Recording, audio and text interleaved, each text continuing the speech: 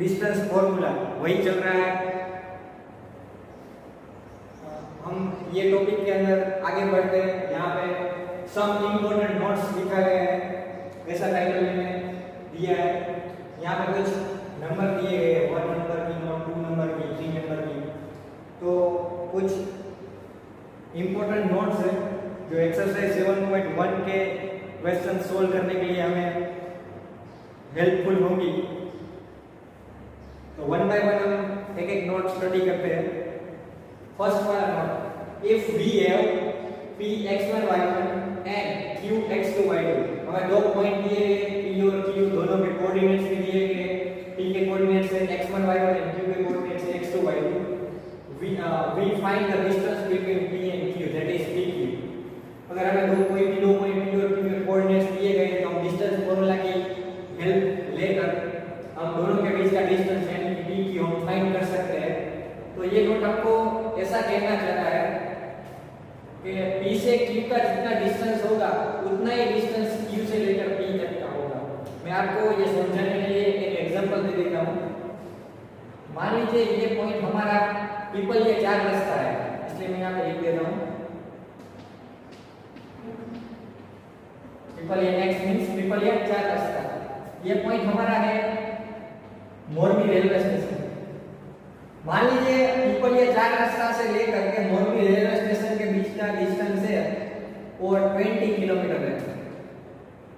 अगर आप पिपलिया 4 रास्ता से स्टार्ट करते हैं और बाइक लेकर मोरबी रेलवे स्टेशन जाते हैं तो आप कितना डिस्टेंस कवर करेंगे? 20 किलोमीटर का। और अगर आप मोरबी रेलवे स्टेशन से स्टार्ट करते हैं और बाइक लेकर के पिपलिया 4 रास्ता आते हैं तो भी डिस्टेंस कितना कवर होगा? 20 किलोमीटर। लेकिन यहाँ पे एक चीज आपको ध्यान में रखना है, ये जो सीधा रास्ता है वही आपको चूज करना है। अगर आप बीच में वो वावड़ी यहाँ पिपलिया 4 रास्ता से निकलते हैं और वावड़ी पहले वावड़ी गांव पे जाते हैं, वावड़ी गांव होकर रेलवे स्टेशन जाते हैं, वो कंसीडर नहीं करना है। ये एक ही रास्ता है, जो रास्ता पसंद करे वही रास्ता पे सीधा जाना है और वापस आना है। तो पिपलिया 4 रास्ता से लेकर मोरबी रेलवे स्टेशन का डिस्टेंस भी 20 किलोमीटर ही रहेगा। और वहां से आप रिवर्स आते हैं तो मोरबी रेलवे स्टेशन से लेकर के पिपलिया 4 रास्ता उसका डिस्टेंस कितना रहेगा? 20 किलोमीटर। ये नोट हमको ऐसा कहना चाहता है कि पॉइंट P से पॉइंट Q के बीच का डिस्टेंस होता है उतना ही डिस्टेंस पॉइंट Q से लेकर पॉइंट P तक का होता है। तो अगर आप PQ को रिवर्स करते हैं और डिस्टेंस फॉर्मूला अप्लाई करते हैं दोनों में डिस्टेंस क्या रहेगा? सेम रहेगा। अगर आप पिपलिया 4 रास्ता से मोरबी रेलवे स्टेशन जाएंगे बाइक लेकर तो डिस्टेंस कितना रहेगा? 20 किलोमीटर ही रहेगा। अगर आप मोरबी रेलवे स्टेशन से लेकर पिपलिया 4 रास्ता आते हैं तो भी डिस्टेंस कितना रहेगा? 20 किलोमीटर ही रहेगा। मान लीजिए ये हमारा पॉइंट P है, ये हमारा पॉइंट Q है, तो P से Q का डिस्टेंस 20 किलोमीटर है। अगर आप Q से डिस्टेंस मेजर करना स्टार्ट करते हैं तो Q से लेकर P तक का भी कितना रहेगा? 20 किलोमीटर ही रहेगा। तो ये आपको समझ में आ गया होगा। उसके बाद ये सेकंड नोट आता है, coordinates of origin is 0 0। Origin के कोऑर्डिनेट क्या होते हैं? 0 0 होते हैं। ये आपको याद रखना है, आप ऑलरेडी पढ़ चुके हैं। ऐसे आता है यहाँ पे पॉइंट 0 रहता है, ये वाला पॉइंट का कोऑर्डिनेट क्या रहता है? 0 0। ये वाला पॉइंट को हम क्या बोलते हैं? ओरिजिन। ओरिजिन के कोऑर्डिनेट्स क्या होते हैं? 0 0 होते हैं। तो ये आपको याद रखना है।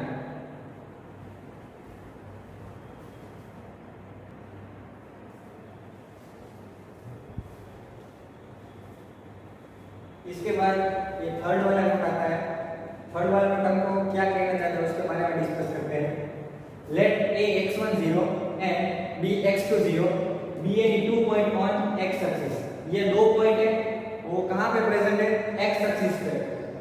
तो वो दोनों पॉइंट के बीच का डिस्टेंस फाइंड करने के लिए हम क्या कर सकते हैं? डायरेक्ट फार्मूला दे सकते हैं, उसके बारे में यहां पे डिस्कशन करेंगे हम। The distance between that two points means a and b, that is AB, is given as below। AB is equal to ये वाला जो बड़ा साइन है ऐसा, उसको हम क्या बोलते हैं उसके बारे में हम चैप्टर के स्टार्टिंग में बता चुके हैं। ये क्या रहता है हमारा? इसको हम मोड या फिर क्या बोलते हैं? मॉड्यूलस। आपको याद होगा। तो इसका काम क्या है? अंदर जो नेगेटिव नंबर हम डालेंगे वो नंबर हमको पॉजिटिव करके बाहर निकालेगा। तो आपको ये मालूम होगा। तो कोई भी एक्स एक्सिस पे दो पॉइंट दिए गए ए x10 और बी x20, तो वो दोनों पॉइंट के बीच का डिस्टेंस के लिए फॉर्मूला है। कौन से दो पॉइंट के बीच के डिस्टेंस का ये फॉर्मूला है? अगर हमारे दो पॉइंट कहां पे प्रेजेंट हो, एक्स एक्सिस पे, तो ये दोनों पॉइंट के बीच का डिस्टेंस फाइंड करने के लिए फॉर्मूला क्या है? Modulus of x1 minus x2। एक एग्जांपल लेके मैं आपको समझा देता हूं। मान लीजिए यहाँ पे एक पॉइंट C है, उसके कोऑर्डिनेट -2 0 है, एंड एक कोऑर्डिनेट D है, उसके कोऑर्डिनेट्स -8 0 है। आप देख सकते हैं दोनों पॉइंट कहां पे? एक्स एक्सिस पे, क्योंकि इसका y कोऑर्डिनेट 0 है, देखकर आपको मालूम हो सकता है। ये दोनों पॉइंट एक्स एक्सिस पे है, तो ये दोनों पॉइंट के बीच का डिस्टेंस हम ये वाला फॉर्मूला की हेल्प से फाइंड कर सकते हैं। यही फॉर्मूला हम अप्लाई करते हैं, CD इज इक्वल टू क्या formula? Modulus of x1 minus x2। ये क्या हो जाएगा हमारे? x1 0, ये वाले कोऑर्डिनेट्स क्या हो जाएंगे हमारे? x2 0। C के कोऑर्डिनेट्स x1 0 मींस x1 की वैल्यू क्या आएगी? -2। D के कोऑर्डिनेट्स क्या हो जाएंगे? x2 0, मतलब x2 की वैल्यू क्या आएगी? -1। पहले हम फॉर्मूला पुट कर देते हैं यहां पे।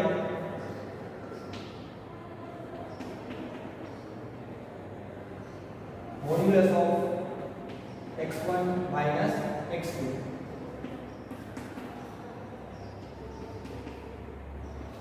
चलो x1 की वैल्यू क्या है? -2, ये फॉर्मूला का माइनस, बाद x2 की वैल्यू क्या है? -8।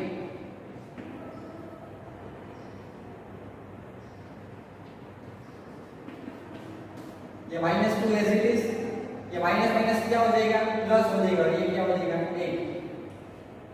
-2 + 8 मींस 6, और 6 का मोड क्या होगा? 6। आपको मोड या फिर मॉड्यूलस के बारे में पता हो, मॉड्यूलस या फिर मोड का काम क्या है? अगर अंदर आप पॉजिटिव नंबर डालते हैं तो ये पॉजिटिव होकर ही बाहर निकलेगा, अगर आप नेगेटिव नंबर अंदर डालते हैं तो ये क्या हो जाएगा? पॉजिटिव होकर बाहर निकलेगा। एक और एग्जांपल ले लेता हूं मैं आपको समझाने के लिए।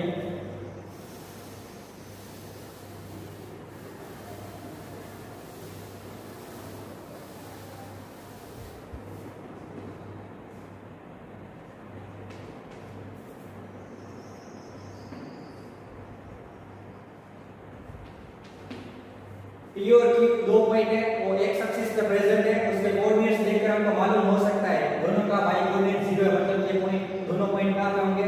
X axis. और ये दोनों पॉइंट के बीच का डिस्टेंस हम फाइंड करना चाहते हैं, तो हम इसको PQ बोल देते हैं, और यही वाला फॉर्मूला मैंने यहां पे कॉपी किया है। फर्स्ट P आता है तो P के कोऑर्डिनेट्स क्या हो जाएंगे? x1 0। उसके बाद Q आता है तो Q के कोऑर्डिनेट्स क्या हो जाएंगे? x2 0। P के कोऑर्डिनेट्स क्या हो जाएंगे? x1 0, मतलब x1 की वैल्यू क्या आ जाएगी? 2। Q के कोऑर्डिनेट्स क्या हो जाएंगे? x2 0, मतलब x2 की वैल्यू क्या आ जाएगी? 8। तो हम यहाँ पे x1 और x2 की वैल्यू पुट कर देते हैं। x1 की वैल्यू क्या है? 2 माइनस x2 की वैल्यू क्या है? 8। 2 माइनस 8 मींस क्या हो जाएगा? -6। मॉड्यूलस के अंदर इस बार नेगेटिव नंबर आएगा तो मॉड्यूलस क्या करेगा? पॉजिटिव करके बाहर निकालेगा। अगर आप मॉड्यूलस के अंदर पॉजिटिव नंबर डालते हो तो वो पॉजिटिव ही बाहर निकलता है, अगर आप मॉड्यूलस के अंदर नेगेटिव नंबर डालते हो तो क्या हो जाएगा? पॉजिटिव होकर बाहर निकलेगा। तो ये PQ क्या हो जाएगा? 6। तो ये फॉर्मूला कैसे अप्लाई करना है उसके लिए मैंने दो एग्जांपल आपको समझा दिए।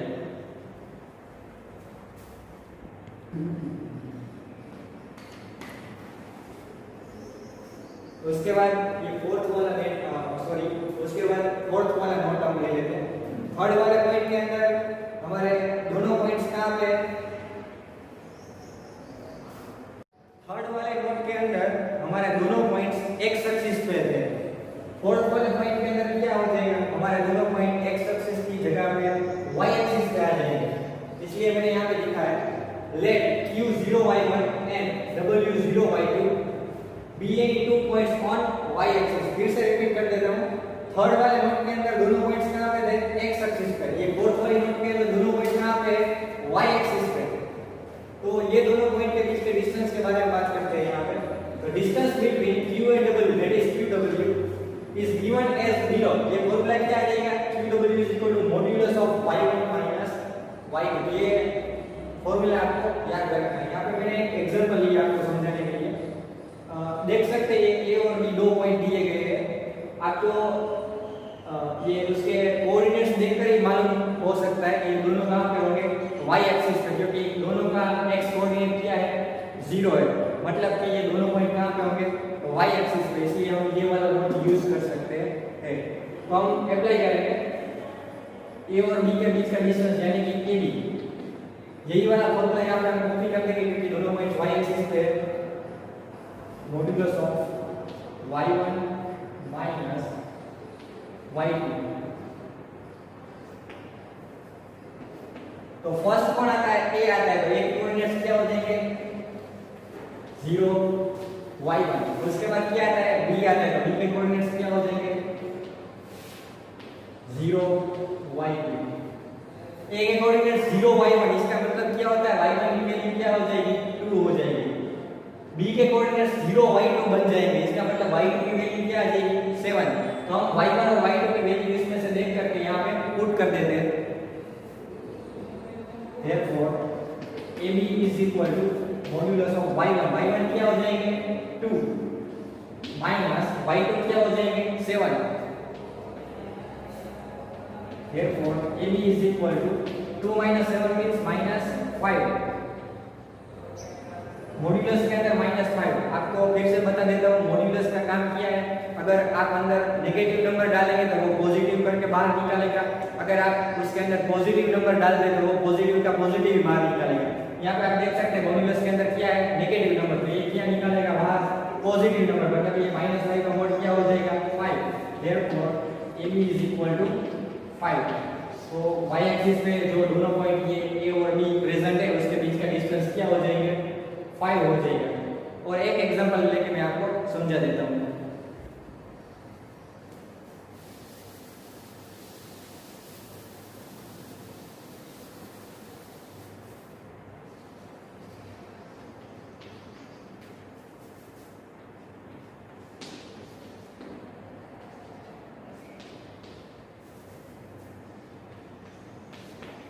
आप देख सकते हैं Q और W दोनों y एक्सिस पे है क्योंकि दोनों का x कोऑर्डिनेट 0 है. मतलब ये दोनों पॉइंट कहाँ पे होंगे, y एक्सिस पे होंगे. तो ये दोनों पॉइंट के बीच का डिस्टेंस QW. दोनों पॉइंट y एक्सिस पे है इसलिए यही वाला फॉर्मूला यूज होगा. तो यही फॉर्मूला मैं यहाँ पे कॉपी कर देता हूँ. Modulus of y1 minus y2. पहले कौन आता है, Q आता है. तो ये जो Q के कोऑर्डिनेट्स है वो क्या बन जाएंगे, 0 y1. उसके बाद क्या आता है, W आता है. तो W के कोऑर्डिनेट्स क्या बन जाएंगे, 0 y2.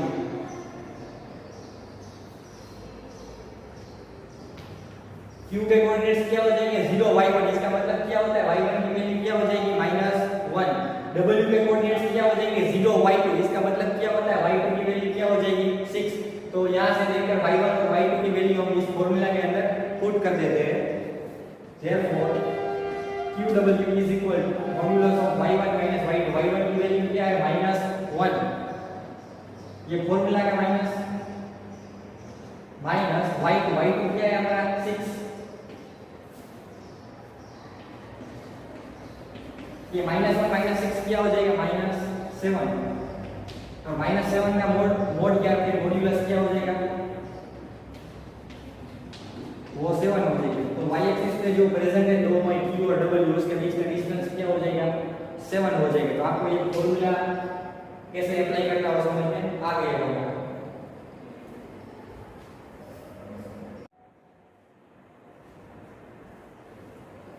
आगे हम नोट नंबर 4 के बारे में डिस्कस कर चुके थे.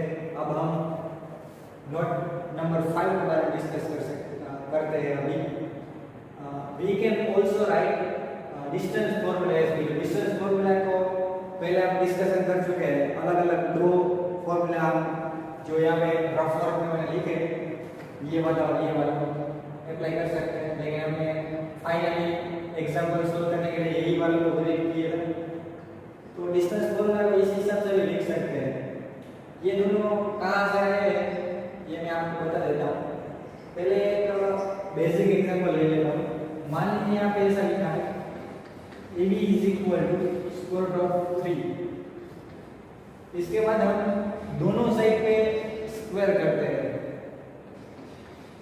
Taking square on both side. यहाँ पे हम दोनों साइड पे स्क्वायर करते हैं, तो ये क्या हो जाएगा, AB का स्क्वायर, ये क्या हो जाएगा, √3 का स्क्वायर। √3 का स्क्वायर क्या हो जाता है, 3 हो जाता है, क्योंकि यहाँ पे स्क्वायर स्क्वायर क्या हो जाता है, कैंसिल हो जाता है। तो देयरफॉर ये AB square is equal to क्या हो जाएगा, 3। ये वाला स्टेप में से ये वाला स्टेप में आते हैं, अगर दोनों साइड स्क्वायर कर दे तो क्या हो जाता है, AB की जगह AB स्क्वायर आ जाता है, और जो स्क्वायर रूट होता है वो क्या हो जाता है, रिमूव हो जाता है। उसी तरह ये जो दो फॉर्मूला आपको पहले सिखा रहा था, मान लीजिए ये वाला फॉर्मूला से स्टार्ट करते हैं। इनमें आप दोनों साइड अगर आप स्क्वायर करते हैं तो एक PQ की जगह क्या आ जाता है, PQ स्क्वायर, और ये जो स्क्वायर रूट है वो क्या हो जाता है, रिमूव हो जाता है। देख सकते हैं आप AB इज इक्वल टू √3 में से ये वाले स्टेप में अगर आप दोनों साइड स्क्वायर कर दे तो क्या होता है, AB की जगह AB स्क्वायर आ जाता है, और स्क्वायर रूट ऑफ 3 की जगह क्या आ जाता है, 3 आ जाता है, मतलब स्क्वायर रूट रिमूव हो जाता है। कब रिमूव हो जाता है, दोनों साइड हम क्या करते हैं, स्क्वायर करते हैं। तो ये वाले के अंदर ये जो लिखा है PQ is equal to square root of x2 - x1 whole square plus y2 - y1 whole square, ये वाले फॉर्मूला के अंदर हम दोनों साइड स्क्वायर करेंगे तो PQ की जगह पे क्या आ जाएगा, PQ स्क्वायर, और इस तरफ स्क्वायर रूट रिमूव हो जाएगा। आप देख सकते हैं यहाँ पे स्क्वायर रूट रिमूव हो जाएगा, ये वाला स्टेप में स्क्वायर रूट रिमूव करेंगे तो ये वाला मिल जाएगा हमको।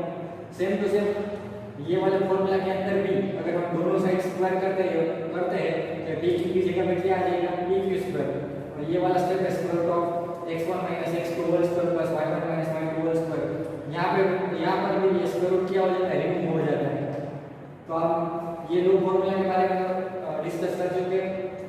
ये वाले दोनों के अंदर अगर हम दोनों साइड स्क्वायर करते हैं तो ये फॉर्मूला आपको मिल जाएगा। ये फॉर्मूला के अंदर दोनों साइड आप स्क्वायर करेंगे तो ये वाला मिलेगा। इसके अंदर आप दोनों साइड स्क्वायर करते हैं तो ये वाला मिल जाएगा।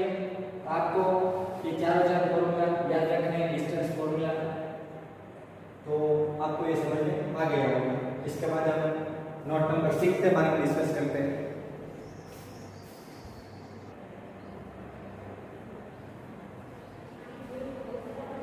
नोट नंबर 6 के बारे में डिस्कशन करते हैं।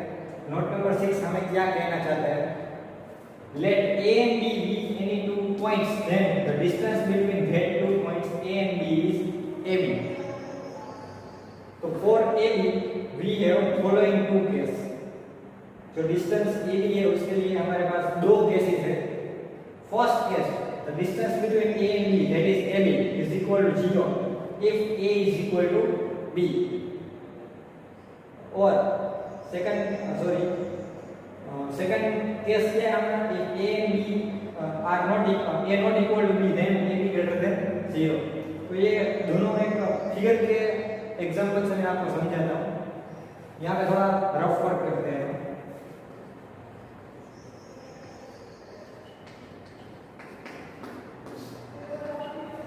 मान लीजिए यहाँ पे एक पॉइंट है, इस पॉइंट को मैं नाम A दे देता हूँ, और उसी पॉइंट को नाम मैं क्या दे देता हूँ, पॉइंट एक ही है लेकिन हम नाम क्या देंगे अलग अलग। ये वाले पॉइंट को हम नाम A भी दे देते हैं और ये वाला पॉइंट को नाम B भी दे देते हैं। मतलब कहने का मीनिंग मेरा ऐसा है कि जहाँ पर पॉइंट A प्रेजेंट है वही जगह पे पॉइंट B प्रेजेंट है। दोनों पॉइंट एक ही जगह पे है, एक ही प्लेस पे है, तो A और B के बीच का डिस्टेंस क्या होगा, 0।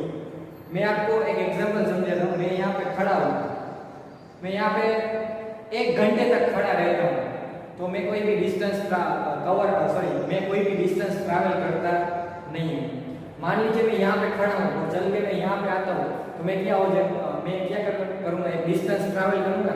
अगर मैं एक ही जगह पे खड़ा रहूँगा तो डिस्टेंस ट्रैवल नहीं कर पाऊंगा, मतलब distance covered by B is 0। उसी तरह जहाँ पे पॉइंट A है वही जगह पर पॉइंट B होगा, तो दोनों के बीच का डिस्टेंस क्या हो जाएगा, 0। दोनों एक ही जगह पे, इसलिए यहाँ पे इक्वल लिखा गया है। जहाँ पर A है वहीं पे B है। अगर दो पॉइंट एक ही जगह पे है या फिर एक ही पॉइंट को अलग अलग दो नाम हम दे देते हैं तो वो दोनों पॉइंट के बीच का डिस्टेंस क्या हो जाएगा, 0 हो जाएगा।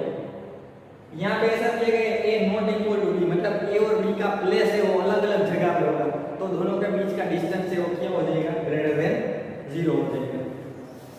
मान लीजिए एक पॉइंट यहाँ पे है, उसको नाम ए दे देते हैं, एक पॉइंट यहाँ पे उसको नाम बी दे, तो ये दोनों के बीच का डिस्टेंस है वो हमेशा क्या रह जाएगा, ग्रेटर देन 0 रह जाएगा। If A not equal to B, मतलब ए और बी दोनों अलग अलग जगह पे है, सेम प्लेस पे है नहीं, तो दोनों के बीच का डिस्टेंस क्या हो जाएगा, 0। यहाँ पे डिस्टेंस ए बी 0 होता है और यहाँ पे डिस्टेंस ए बी क्या हो जाता है, ग्रेटर देन 0। तो आपको दिमाग में आएगा डिस्टेंस कभी लेस का, यहाँ पे इक्वल टू 0 आ गया, ग्रेटर देन 0, लेकिन लेस देन 0 तो नहीं आया। तो एक चीज आप ध्यान में रखें, डिस्टेंस हमेशा पॉजिटिव होता है, डिस्टेंस कभी नेगेटिव होता नहीं। या तो डिस्टेंस 0 रहेगा या फिर 0 से बड़ा रहेगा। 0 कब रहेगा, जब दोनों पॉइंट एक ही प्लेस पे हो, तब डिस्टेंस क्या रहेगा, 0 रहेगा। अगर दोनों पॉइंट अलग अलग जगह पे है तो डिस्टेंस क्या रहेगा, ग्रेटर देन 0। ये दोनों केसेस को अगर हम साथ में जोड़ देते हैं तो हम ये लिख सकते हैं, we can also say that the distance A B is greater than और इक्वल टू 0। ये वाले दोनों को हमने क्या कर दिया है, यहाँ पे इक्वल टू का साइन है, ये दोनों को हमने क्या कर दिया, मिक्स कर दिया। ये वाली जो साइन है उसको हम कैसे रीड करते हैं, ग्रेटर देन और इक्वल टू। मतलब कि we can also say that the distance A B greater than और इक्वल टू 0, मतलब डिस्टेंस ए बी या फिर 0 है या क्या है, 0 से बड़ा है। इसका मीन, इसको कैसे रीड करते हैं, ग्रेटर देन और इक्वल टू, मतलब बड़ा है या फिर इक्वल है, मतलब डिस्टेंस ए बी हमेशा या फिर 0 से बड़ा रहेगा या फिर क्या रहेगा, 0। कब 0 होगा, जब दोनों इक्वल हो, ए और बी। कब ग्रेटर देन 0 रहेगा, जब ए और बी नॉट इक्वल हो। तो ये दोनों केसेस को एक साथ मिक्स किया, डिस्टेंस ए बी हमेशा क्या रहेगा, या तो 0 रहेगा या फिर 0 से बड़ा, मींस ए बी ग्रेटर देन और इक्वल टू 0।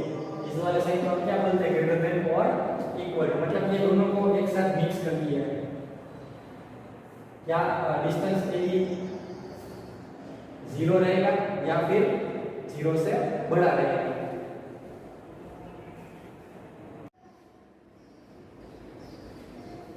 अब हम डिस्कस करते हैं नोट नंबर 7 के बारे में। If A B and C are 3 collinear points, collinear points किसे कहा जाता है, स्टैंडर्ड 9 में आप स्टडी कर चुके हैं। मान लीजिए यहाँ पे 3 पॉइंट है, वो एक ही लाइन में आए हो, अगर 3 पॉइंट एक ही लाइन में आए हो तो वो तीनों पॉइंट को हम क्या बोल सकते हैं, कोलिनियर पॉइंट्स। फिर से समझा देता हूं, मान लीजिए कोई भी 3 पॉइंट्स है, वो एक ही स्ट्रेट लाइन पे प्रेजेंट है, या फिर वो तीनों पॉइंट में से हम एक स्ट्रेट लाइन ड्रॉ कर सकते हैं, तो वो तीनों पॉइंट को हम क्या बोल सकते हैं, collinear points. If A B and C are 3 collinear points, then यहाँ पे 3 कंडीशन दिए गए हैं। ये वाली नोट हमें किस काम में आ सकते हैं उसके बारे में बता देता हूं मैं। या मान लीजिए यहाँ पे ऐसा क्वेश्चन हमें दिया गया है, prove that A 3 4 B 2 1 and C 4 1 are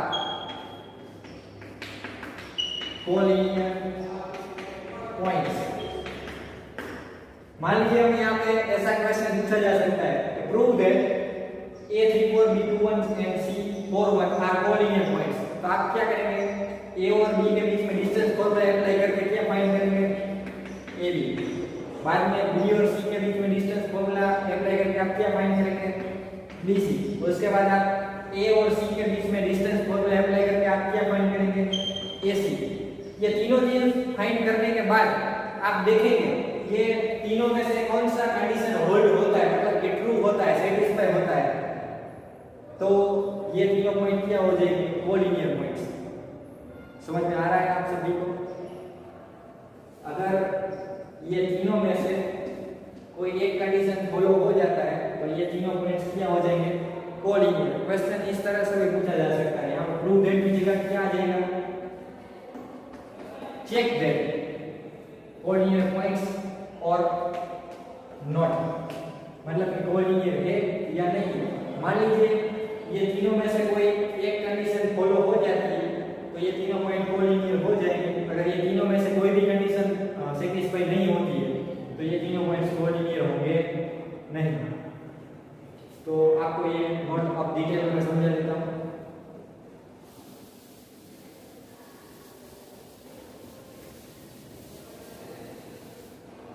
first वाला, अगर ये कंडीशन होल्ड होता है AB plus BC is equal to AC, इसका मीनिंग क्या होगा? इसका मीनिंग यहाँ पे नीचे मैंने लिखा है, it means that B is in between A and C, मतलब इस तरह से होगा, बीच में B आएगा, A और C क्या आएगा, आगे पीछे आएगा। समझ में आ रहा है?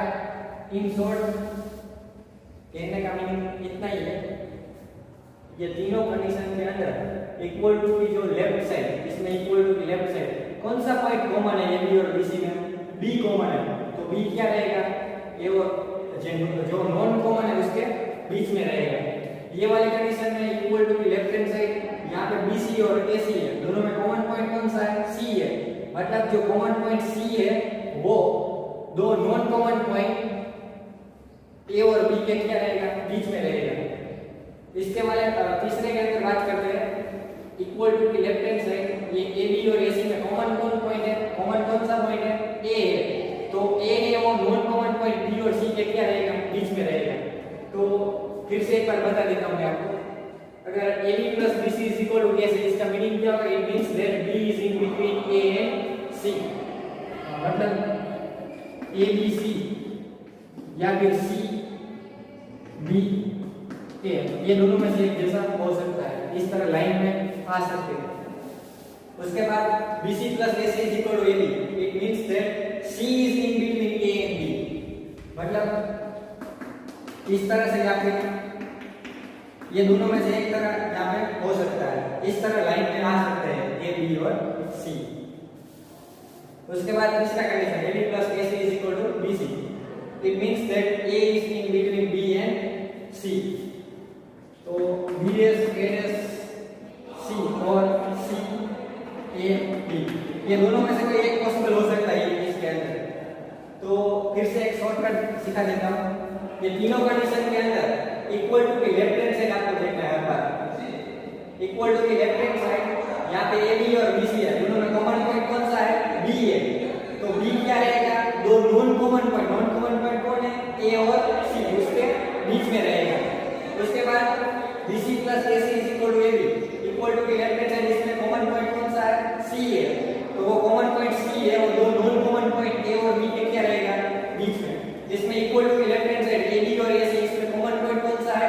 A है, तो A जो कॉमन पॉइंट A है वो क्या रहेगा? दो नॉन कॉमन पॉइंट B और C के बीच में रहेगा। तो आपको ये समझ में आ गया, तीन पॉइंट A, B और C को कोऑर्डिनेट प्रूव करने के लिए ये तीनों में से कोई एक कंडीशन होल्ड होना जरूरी है। तो आपको ये नोट समझ में आ गई होगी।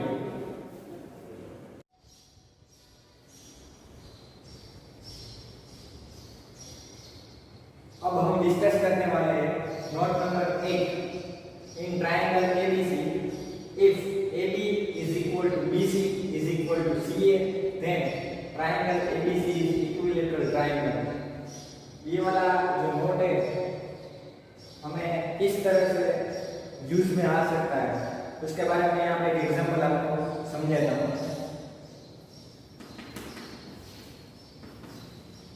प्रूव दैट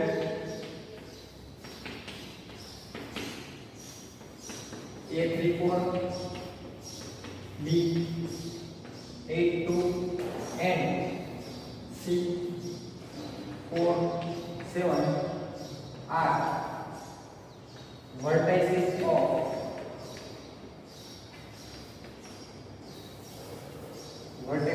of equilateral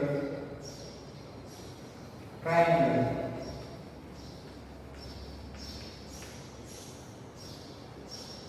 अगर हमें ऐसा क्वेश्चन दिया जाता है तो prove that A34 B82 and C47 are vertices of equilateral triangle, ये तीनों वर्टिसेस इक्विलेटरल ट्रायंगल के वर्टिसेस है, ऐसा प्रूव करने के लिए हम क्या करेंगे, ए और बी के बीच में डिस्टेंस फॉर्मूला अप्लाई करके हम क्या फाइंड करेंगे, ए बी और सी के बीच में डिस्टेंस फॉर्मूला अप्लाई करके हम क्या फाइंड करेंगे, बी सी, और सी और ए के बीच में डिस्टेंस फॉर्मूला अप्लाई करके हम क्या फाइंड करेंगे, सी ए। अगर तीनों का आंसर या फिर तीनों का जो मेजरमेंट है इक्वल आएगा तो क्या प्रूव हो जाएगा, ये तीनों वर्टिसेस है वो इक्विलेटरल ट्रायंगल के वर्टिसेस है। उसके बाद हम सेकंड वाले नोट के बारे में डिस्कस कर लेते हैं।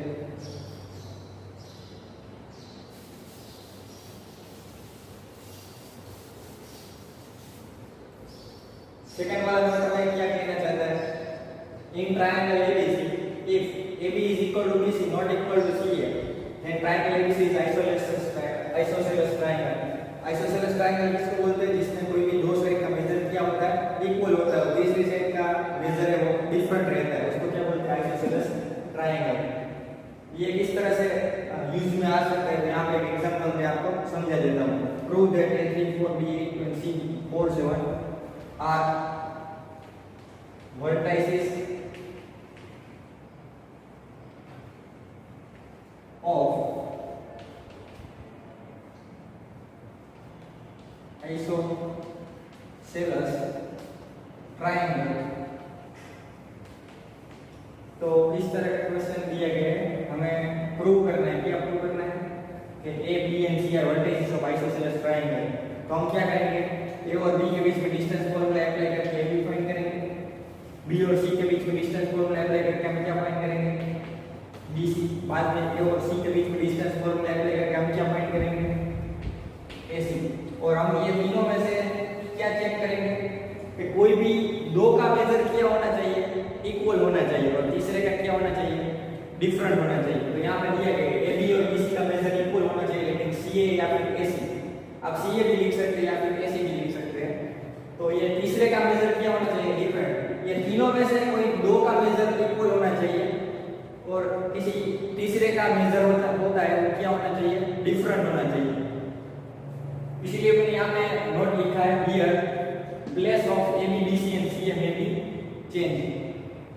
तो ये ए बी बी सी और सी ए तीनों में से, या फिर ए बी बी सी और ए सी, आप सी ए भी लिख सकते हैं, ए सी भी लिख सकते हैं, तीनों में से कोई भी दो का मेजर इक्वल होना चाहिए, और तीसरे का मेजर क्या होना चाहिए, डिफरेंट होना चाहिए। कहने का मीनिंग कितना है, मान लीजिए ए बी हमारा 4 आता है, बी सी हमारा 4 आता है, तो ए सी हमारा 4 नहीं आना चाहिए, कुछ डिफरेंट आना चाहिए, मान लीजिए 5 आता है, तो ये क्या हो जाएगा, इक्विलेटरल आइसोसेलेस ट्रायंगल।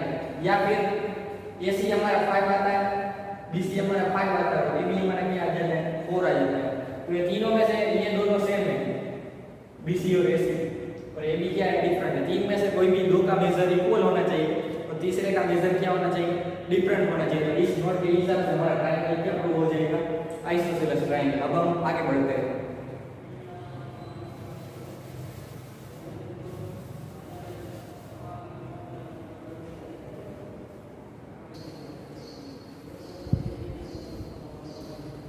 अब हम ये तीसरे वाले नोट के बारे में डिस्कस करते हैं। In triangle ABC if AB not equal to BC not equal to CA then triangle ABC is scalar triangle.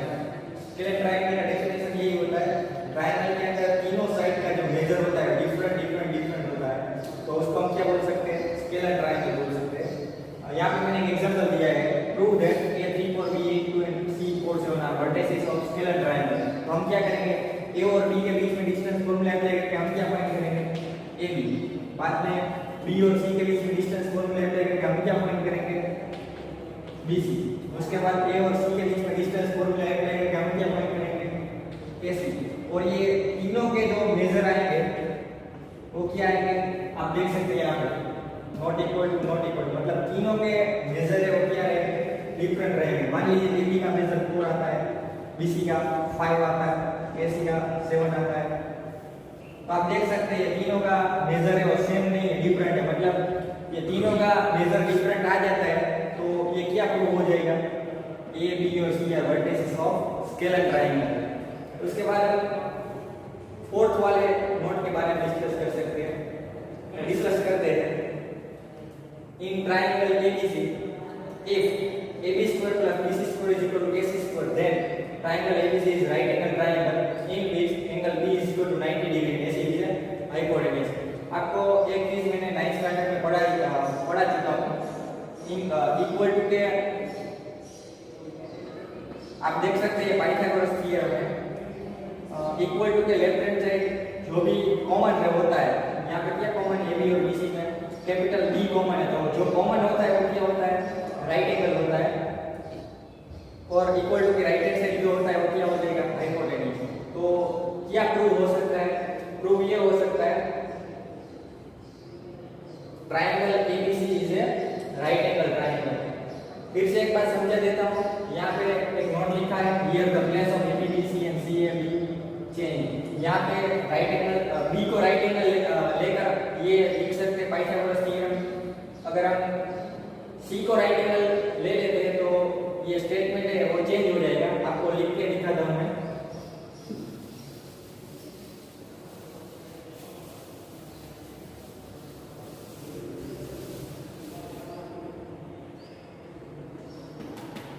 AB square plus BC square is equal to AC square plus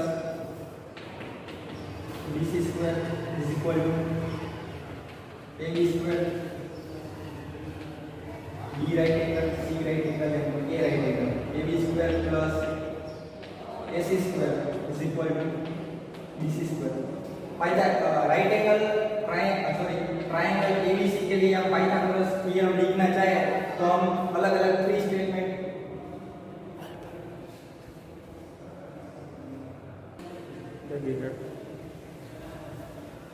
triangle ABC के अंदर Pythagoras theorem के लिए हम 3 statement लिख सकते हैं.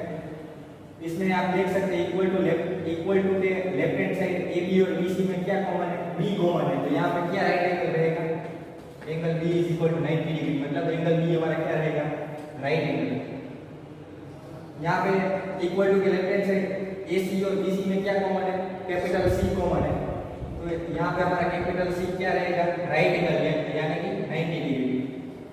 यहाँ पे AB square plus AC square is equal to BC square. इसमें इक्वल टू के लेफ्ट हैंड साइड AB और AC में क्या कॉमन है, कैपिटल A कॉमन है. तो हमारा कैपिटल A यहाँ पे क्या हो जाएगा, 90 डिग्री, मतलब कि राइट एंगल. तो कोई भी ट्रायंगल को राइट एंगल ट्रायंगल प्रूव करने के लिए हम क्या करेंगे, हमें जो ट्रायंगल ABC के 3 वर्टाइसेस A, B और C ये तीनों के वर्टाइसेस दिए गए होंगे और हम ये दोनों A और B के बीच में डिस्टेंस फॉर्मूला अप्लाई करके हम क्या फाइंड करेंगे, AB B और C के बीच में डिस्टेंस फॉर्मूला अप्लाई करके हम क्या फाइंड करेंगे, BC. और A और C के बीच में डिस्टेंस फॉर्मूला अप्लाई करके हम क्या फाइंड करेंगे, AC. ये AB BC और AC के ऊपर से हम AB स्क्वायर BC स्क्वायर और AC स्क्वायर फाइंड कर सकते हैं. और ये तीनों में से कौन सा फॉर्मूला ट्रू होता है या फिर होल्ड होता है और उसके हिसाब से हम राइट एंगल कौन सा है और हाइपोटेन्यूज कौन सा है वो डिसाइड कर सकते हैं. और क्या प्रूव कर सकते हैं, triangle ABC is a right angle triangle. तो ये 4 चीजें आपको समझ में आ गई होगी. उसके बाद हम ये जो 5वीं नोट है उसके बारे में डिस्कस करते हैं.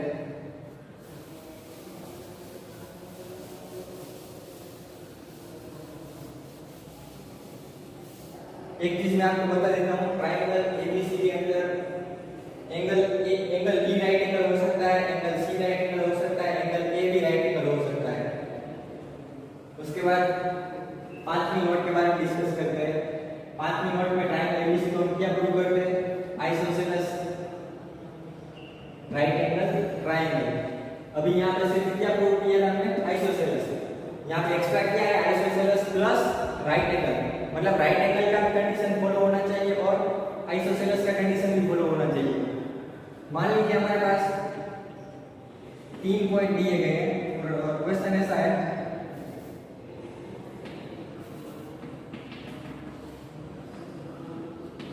Prove that A 2 4 B 6 7 and C 8 7 are vertices of isosceles right angle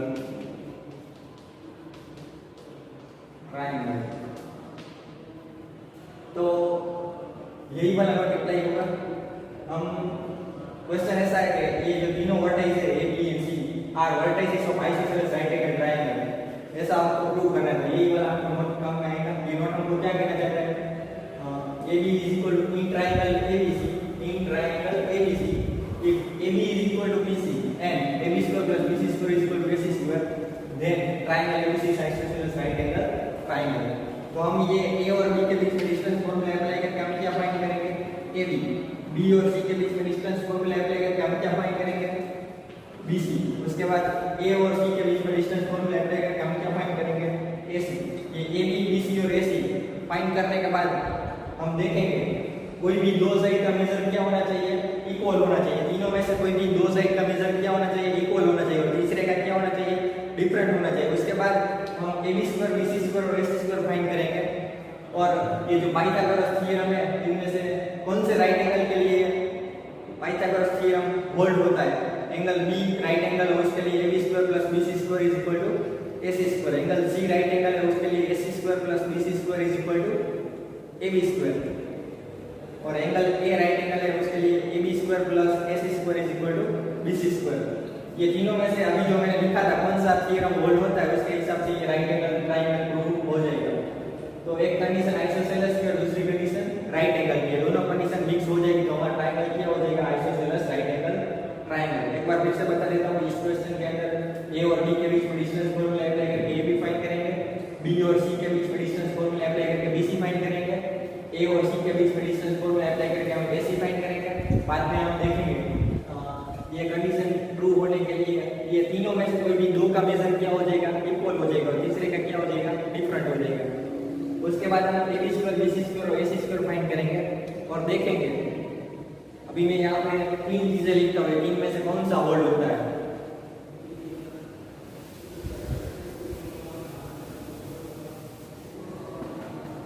A B square plus B C square is equal to A C square, A C square plus A B square is equal to B C square, A C square plus B C square is equal to A B square. A B के ऊपर से हम A B square find कर सकते हैं, B C के ऊपर से बी सी स्क्वायर फाइंड कर सकते हैं, और ए सी के ऊपर से ए सी स्क्वायर फाइंड कर सकते हैं। और देखेंगे ये तीनों में से कौन सा कंडीशन होल्ड होता है। तीनों में से कोई भी एक कंडीशन होल्ड हो जाता है या फिर होल्ड मींस ट्रू हो जाता है, तो ये ट्रायंगल एबीसी आइसोसेलेस तो पहले ही हो चुका है। उसके बाद क्या हो जाएगा, राइट एंगल, और हम प्रूव कर सकते हैं कि triangle ABC is the isosceles right angle triangle. और ये नोट हमको क्या कहना चाहिए, अभी तक हम I double I triple I I B and B मतलब नोट नंबर 8 के अंदर 1 से लेकर 5 तक का नोट हम पढ़ चुके हैं। ये पांचों के पांचों नोट के अंदर ये ए बी बी सी और सी ए का जो प्लेस है वो चेंज हो सकता है।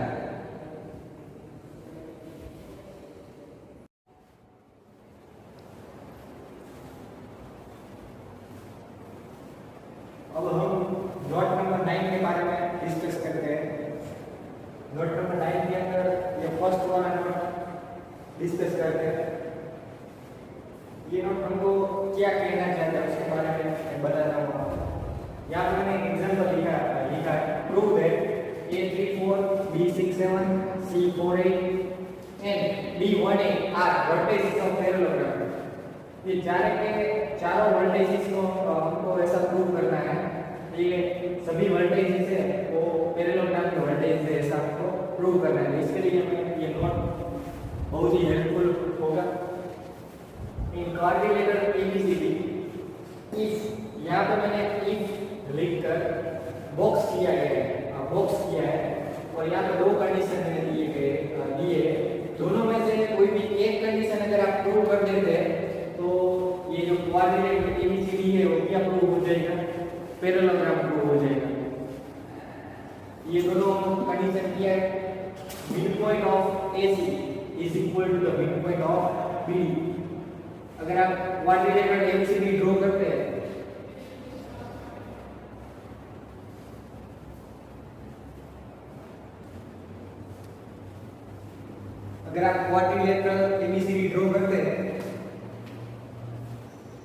तो ये AC और BD क्या हो जाएगा, डायगोनल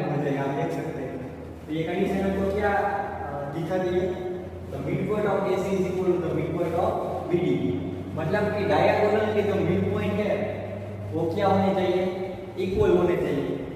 तो ये क्या प्रूव हो जाएगा, क्वाड्रिलेटरल एबीसीडी इज पैरेललोग्राम। ये कंडीशन अगर आप प्रूव करना नहीं चाहते तो ये वाली कर सकते हैं। ये कंडीशन को क्या कहना चाहिए, AB is equal to CD, मतलब ये दोनों इक्वल होना चाहिए, and BC is equal to AD, और ये दोनों इक्वल होना चाहिए। मतलब कि ऑपोजिट साइड की जो पेयर होती है उसके मेजर क्या होने चाहिए, इक्वल होने चाहिए। तो हम क्या प्रूव कर सकते हैं, हमारा क्वाड्रिलेटरल है वो क्या है, पैरेललोग्राम है। तो फिर से एक बार बता देता हूँ, हमको कोई भी एक क्वाड्रिलेटरल एबीसीडी दिया गया है और हम वो क्वाड्रिलेटरल को क्या प्रूव करना चाहते हैं, पैरेललोग्राम। तो हमको कोई भी क्वाड्रिलेटरल को पैरेललोग्राम प्रूव करने के लिए हमारे पास दो कंडीशन है। मैंने यहाँ पे दोनों कंडीशन पे बड़ा वाला बॉक्स किया है। तो अगर आप किसी भी क्वाड्रिलेटरल को पैरेललोग्राम प्रूव करना चाहते हैं तो आप ये दोनों में से कोई भी एक कंडीशन प्रूव कर सकते हैं। पहली कंडीशन क्या है, mid point of AC is equal to mid point of BD, मतलब डायगोनल के मिड पॉइंट क्या होने चाहिए, सेम होने चाहिए। और दूसरा वाला कंडीशन क्या है, AB is equal to CD and BC is equal to AD, मतलब ऑपोजिट साइड की जो भी पेयर है उसके मेजर क्या होने चाहिए, इक्वल होने चाहिए।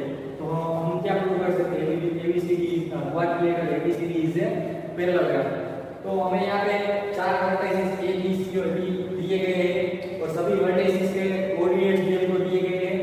अगर ये वाली कंडीशन हम प्रूव, अभी थोड़ा पढ़ने के बाद में आपको यहाँ पे मिड पॉइंट लिखा गया है। मिड पॉइंट के बारे में अभी मैंने डिस्कस नहीं किया है, अभी थोड़ा आगे चला तो बाद में आपको मिड पॉइंट में समझा दूंगा और तब आप मिड पॉइंट समझ जाएंगे तो ये वाला फिर आप आसानी से समझ जाएंगे। और मिड पॉइंट के लिए एक फॉर्मूला होता है, अगर हमें कोई भी दो पॉइंट दिए गए हैं तो हम वो दोनों पॉइंट के बीच का मिड पॉइंट फाइंड कर सकते हैं, उसके लिए एक फॉर्मूला आता है। तो हम क्या करेंगे, फिर से एक बार बता देता हूँ, कंडीशन प्रूव करने के लिए हम क्या करेंगे, सबसे पहले ये A और C, ये दोनों के बीच में हम क्या अप्लाई करेंगे, मिड पॉइंट फॉर्मूला, और हम दोनों का मिड पॉइंट क्या है वो फाइंड कर लेंगे। उसके बाद हम क्या करेंगे, ये B और ये D, ये दोनों पॉइंट के बीच में हम क्या अप्लाई करेंगे, मिड पॉइंट फॉर्मूला, और हम क्या फाइंड करेंगे, B और D के बीच का मिड पॉइंट फॉर्मूला।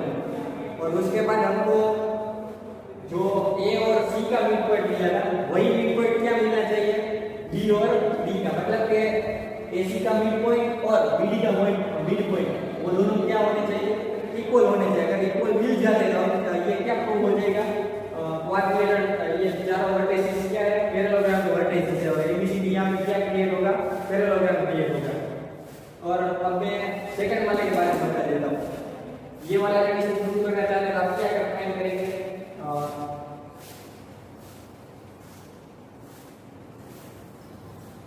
ये A और B के बीच में डिस्टेंस फॉर्मूला फाइंड अप्लाई करके आप क्या फाइंड करेंगे, AB।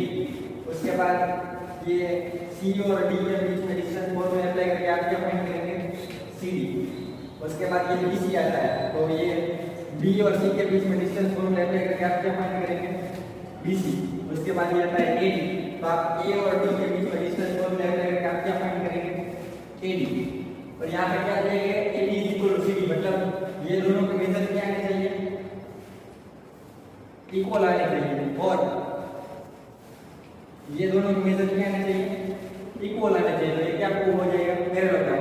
मतलब कोई भी क्वाड्रिलेटरल को पैरेललोग्राम प्रूव करने के लिए ये दोनों कंडीशन में से कोई भी एक कंडीशन हमें प्रूव करना है। तो हम जब एग्जाम्पल आएगा तब हम डिटेल में सिखाएंगे।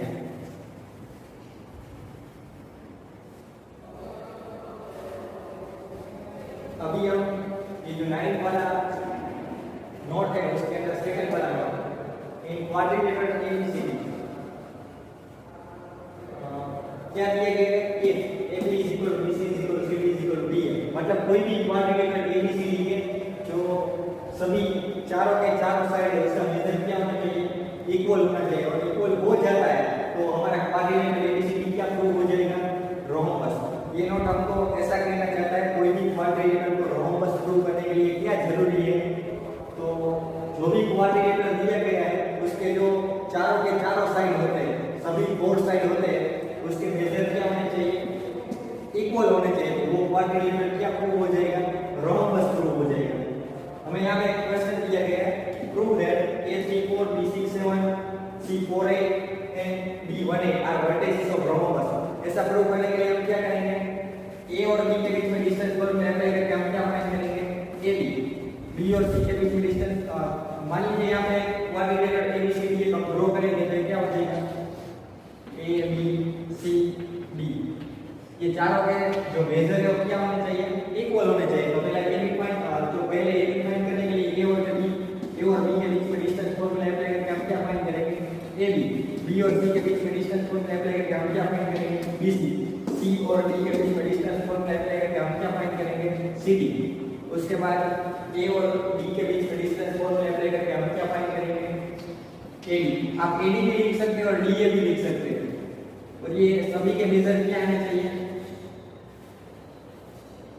इक्वल आने चाहिए। क्या आने चाहिए, सभी के मेजर अगर इक्वल आ जाते हैं तो ये चारों के चारों वर्टिसेस है और रोम्बस का वर्टिसेस है, ऐसा प्रूव हो जाएगा और हमारा क्वाड्रिलेटरल ABCD क्या बन जाएगा, रोम्बस हो जाएगा। तो किसी भी क्वाड्रिलेटरल को रोम्बस प्रूव करने के लिए क्या प्रूव करना जरूरी है, वो क्वाड्रिलेटरल के चारों साइड का मेजर क्या होना चाहिए, इक्वल होना चाहिए।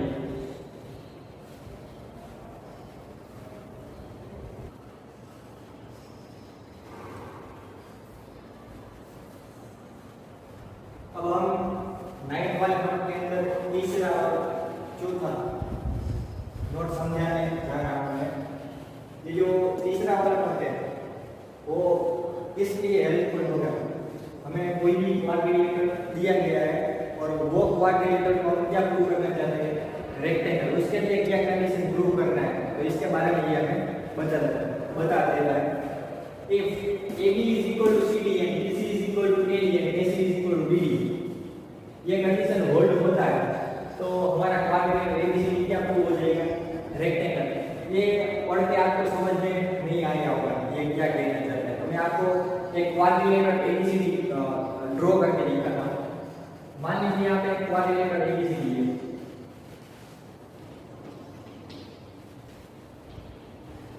पहला कंडीशन क्या है, AB is equal to CD, मतलब ये दोनों इक्वल होने चाहिए। उसके बाद BC is equal to AD, ये दोनों इक्वल होने चाहिए। उसके बाद क्या है, AC is equal to BD, ये हमारा AC हो जाएगा और ये हमारा क्या हो जाएगा, BD। मतलब ये डायगोनल हो जाएगा, दोनों डायगोनल का मेजर क्या है, इक्वल है। यहाँ पे आपको पता होगा ज्योमेट्री के अंदर अगर इक्वल साइन है मतलब वो क्या रिप्रेजेंट करता है, मेजर इक्वल है। AD और BC सेम होने चाहिए, AD और CD सेम या फिर BC सेम होने चाहिए और AC और BD मतलब ऑपोजिट साइड सेम होनी चाहिए और डायगोनल क्या होने चाहिए, इक्वल होने चाहिए। इसका मतलब क्या होगा, ये हमारा रेक्टेंगल प्रूव हो जाएगा। तो इन शॉर्ट याद रखने के लिए हम क्या बोल सकते हैं, कोई भी क्वाड्रिलेटरल ABCD को रेक्टेंगल प्रूव करने के लिए हमें क्या तीन चीजें प्रूव करना है, सॉरी दो चीजें। फर्स्ट वाली चीज कौन सी है, ऑपोजिट साइड की जो भी पेयर है उसके मेजर क्या होने चाहिए, इक्वल होने चाहिए। ऑपोजिट साइड की ये वाली पेयर ले ले हम AD और BC, तो ये दोनों के मेजर क्या होने चाहिए, इक्वल होने चाहिए। और ऑपोजिट साइड की जो सेकंड पेयर है AD और CD वो हम ले लेते हैं तो उसके मेजर क्या होने चाहिए, इक्वल होने चाहिए। मतलब ऑपोजिट साइड की जो भी दो पेयर है वो पेयर के अंदर दोनों साइड के मेजर क्या होने चाहिए, इक्वल होने चाहिए। और दूसरी कंडीशन क्या है, जो डायगोनल है हमारा AC और BD उसके मेजर क्या होने चाहिए, सेम होने चाहिए। तो वो क्वाड्रिलेटरल क्या हो जाएगा, रेक्टेंगल हो जाएगा। फिर से एक बार बता देता हूं, कोई भी क्वाड्रिलेटरल को रेक्टेंगल प्रूव करने के लिए हमें क्या प्रूव करना है, ऑपोजिट साइड की जो दोनों पेयर है वो दोनों पेयर के अंदर जो भी साइड है उसका मेजर क्या होने चाहिए, इक्वल होने चाहिए। और जो डायगोनल है उसके मेजर क्या होने चाहिए, इक्वल होने चाहिए। तो हमारे क्वाड्रिलेटरल क्या प्रूव हो जाएगा, रेक्टेंगल। यहाँ पे मैंने एक क्वेश्चन दिया है आपको समझाने के लिए, prove that A34 B67 and C48 and D18 are vertices of rectangle. ये प्रूव करने के लिए हमें क्या करना चाहिए, तो हम क्या करेंगे, ये वाला पहले A और B के बीच में डिस्टेंस फॉर्मूला अप्लाई करके हम क्या फाइंड करेंगे, AB B और C के बीच में डिस्टेंस फॉर्मूला अप्लाई करके हम क्या फाइंड करेंगे, BC C और D के बीच में डिस्टेंस फॉर्मूला अप्लाई करके हम क्या फाइंड करेंगे, CD। और A और D के बीच में डिस्टेंस फॉर्मूला अप्लाई करके हम क्या फाइंड करेंगे, AD। और इनमें से ये वाला कंडीशन चेक करेंगे, ये होल्ड होता है कि नहीं होता। उसके बाद ये वाला कंडीशन हम चेक करेंगे, ये होल्ड होता है कि नहीं होता है। और ये दोनों अलग से फाइंड करने पड़ेंगे। तो उसके लिए हम क्या करेंगे, ए और सी के बीच में डिस्टेंस फॉर्मूला अप्लाई करके हम क्या फाइंड करेंगे, एसी, और बी और डी के बीच में डिस्टेंस फॉर्मूला अप्लाई करके हम क्या फाइंड करेंगे, बीडी। ये दोनों के मेजर सेम होने चाहिए और ये जो चार के चार है उसमें से क्या होने चाहिए, ये दो कंडीशन होल्ड होनी चाहिए, यानी कि ट्रू होनी चाहिए। तो हमारे ये चारों चार वर्टिसेस है वो क्या प्रूव हो जाएंगे, वर्टिसेस ऑफ रेक्टेंगल। और यहाँ पे जो क्वाड्रिलेटरल एबीसीडी क्रिएट होगा वो क्या हो जाएगा, रेक्टेंगल हो जाएगा। उसके बाद हम डिस्कस करते हैं जो हमारा फोर्थ कॉलम होता है उसके बारे में। फोर्थ कॉलम में हमको क्या कहना चाहता है, कोई भी क्वाड्रिलेटरल एबीसीडी है उसको हम क्या प्रूव करना चाहते हैं, स्क्वायर प्रूव करना चाहते हैं। तो कोई भी क्वाड्रिलेटरल को स्क्वायर प्रूव करने के लिए ये वाला कंडीशन होल्ड होना या फिर ट्रू होना जरूरी है। तो अपने आपको डिटेल में समझाएगा।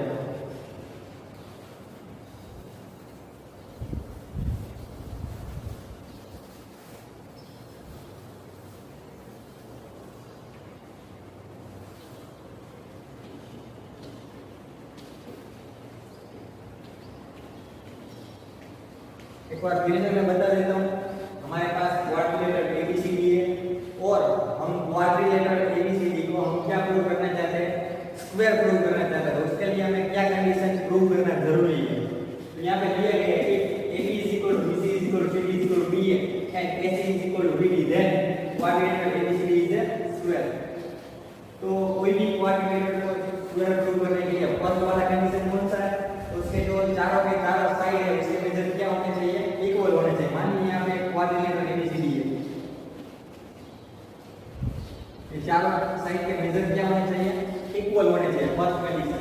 और सेकंड कंडीशन एसी और बीडी, आप देख सकते हैं एसी और बीडी क्या है, डायगोनल है। तो वो दोनों डायगोनल का मेजर क्या होना चाहिए, इक्वल होना चाहिए। ये क्वाड्रिलेटरल क्या प्रूव हो जाएगा, स्क्वायर। फिर से बता देता हूँ, कोई भी क्वाड्रिलेटरल को स्क्वायर प्रूव करने के लिए फर्स्ट वाला कंडीशन चारों के चारों जो साइड है उसका मेजर क्या होना चाहिए, इक्वल होना चाहिए। यहाँ पे दिया गया है AB BC CD मतलब चारों के चारों साइड का मेजर क्या होना चाहिए, इक्वल होना चाहिए। और सेकंड वाला कंडीशन कौन सा है, जो भी डायगोनल है AC BD, आप देख सकते हैं यहाँ पे तो दोनों डायगोनल के मेजर क्या होने चाहिए, इक्वल होने चाहिए। तो मतलब ये जो दोनों कंडीशन अगर ट्रू हो जाता है तो सेटिस्फाई हो जाता है तो हमारा क्वाड्रिलेटरल क्या प्रूव हो जाएगा, स्क्वायर। आपको समझाने के लिए मैंने यहाँ पे एक एग्जांपल दिया है, prove that A B C and D are vertices of square. ये चारों के कोऑर्डिनेशन में दिए गए हैं। तो इसको स्क्वायर प्रूव करने के लिए हम क्या करेंगे, ये जो चारों की चारों चीजें A B C D and D है वो हम फाइंड कर लेंगे। A और B के बीच में डिस्टेंस फॉर्मूला अप्लाई करके हम क्या फाइंड करेंगे, AB। B और C के बीच में डिस्टेंस फॉर्मूला अप्लाई करके हम क्या फाइंड करेंगे, BC। C और D के बीच में डिस्टेंस फॉर्मूला अप्लाई करके हम क्या फाइंड करेंगे, CD। और D और A के बीच में डिस्टेंस फॉर्मूला अप्लाई करके हम क्या फाइंड करेंगे, DA या फिर AD। और ये चारों के आंसर क्या आने चाहिए, इक्वल होने चाहिए। और सेकंड वाला कंडीशन के लिए हम क्या फाइंड करेंगे, AC एंड BD। इसके लिए हम A और C के बीच में डिस्टेंस फॉर्मूला अप्लाई करके हम क्या फाइंड करेंगे, AC। और B और D के बीच में डिस्टेंस फॉर्मूला अप्लाई करके हम क्या फाइंड करेंगे, BD। ये दोनों के आंसर सेम आने चाहिए और ये चारों के आंसर क्या आने चाहिए, सेम आने चाहिए। ये दोनों कंडीशन अगर होल्ड हो जाती है मतलब कहने का मीनिंग ये दोनों कंडीशन, एक वाला कंडीशन ये और दूसरा वाला क्या, ये कंडीशन। अगर ये दोनों कंडीशन इस केस में होल्ड या फिर ट्रू हो जाती है तो हमारा ये चारों के चारों वर्टिसेस है वो स्क्वायर के वर्टिसेस प्रूव हो जाएंगे और हमारा क्वाड्रिलेटरल एबीसीडी यहाँ पे क्या प्रूव हो जाएगा, स्क्वायर प्रूव हो जाएगा।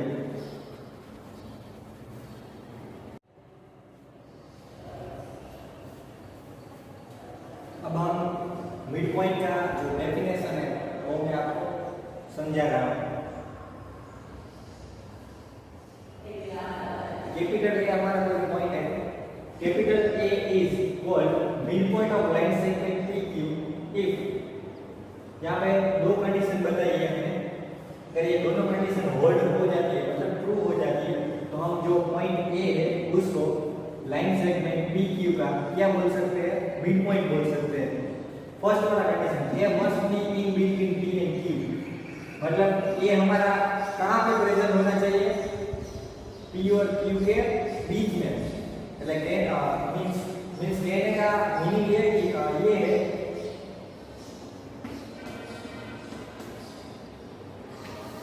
इस तरह से, या फिर ये दोनों में से कोई भी एक तरह से बीच में आना चाहिए। ये दोनों केस के अंदर ये तो बीच में रहता है, लेकिन पी और क्यू के जो प्लेस है वो चेंज हो जाते हैं। ये must be in between P and Q, मतलब ये हमारा कहाँ होना चाहिए, पी और क्यू के बीच में। तो ये दोनों में से एक तरह से हो सकता है। और क्या बताता है, जितना डिस्टेंस पी से ए तक का होता है उतना ही डिस्टेंस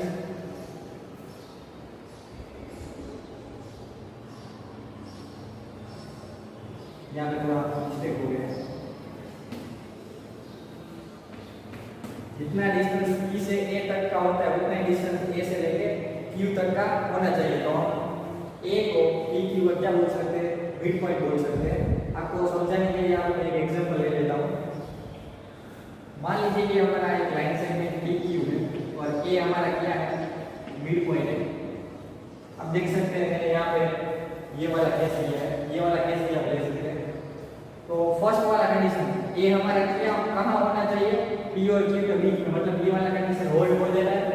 सेकंड कंडीशन पी से लेके ए तक का जितना डिस्टेंस है उतना ही डिस्टेंस मतलब इक्वल होना चाहिए, कितना क्या, ए से लेके क्यू तक का। मान लीजिए ये डिस्टेंस हमारा 4 है और ये हमारा क्या होना चाहिए, 4 होना चाहिए, सेम डिस्टेंस है, आप देख सकते हैं। तो हम ए को लाइन सेगमेंट पी क्यू का क्या बोल सकते हैं, मिड पॉइंट बोल सकते हैं। मान लीजिए यहाँ पे मैं एक और एग्जांपल ले लेता हूँ। A double is mid point of U R. यहाँ पे यू है, यहाँ पे आर है, डब्ल्यू क्या है, यू आर का मिड पॉइंट है। मान लीजिए यू आर है और हमारा 18 है, तो ये दोनों क्या हो जाएंगे, हाफ हाफ, मतलब इक्वल हो जाएंगे। ये हमारा क्या रहेगा, यू डब्ल्यू क्या हो जाएगा 9 और ये डब्ल्यू आर क्या हो जाएगा 9। मिड पॉइंट है इसलिए आधा आधा हो जाएगा। तो फिर से रिवर्स हो देता हूँ, A is called the midpoint of line segment PQ if A must be in between P and Q, मतलब ये हमारा P और Q के बीच में आना चाहिए। और जितना डिस्टेंस P से लेकर A तक का है उतना ही डिस्टेंस A से लेकर Q तक का होना चाहिए। तो हम A को लाइन सेगमेंट PQ का क्या बोल सकते हैं, मिड पॉइंट। यहाँ पे एक एग्जांपल लिया है, W is the midpoint of UR। तो ये वाला दोनों कंडीशन होल्ड हो जाएंगे। W U और R के बीच में होना चाहिए, बीच में ये, और जितना डिस्टेंस U W का है उतना डिस्टेंस W R का मींस ये भी 9 है और ये भी 9 है, मतलब W is the midpoint of line segment UR। तो आपको ये डेफिनेशन समझ में आ गया होगा।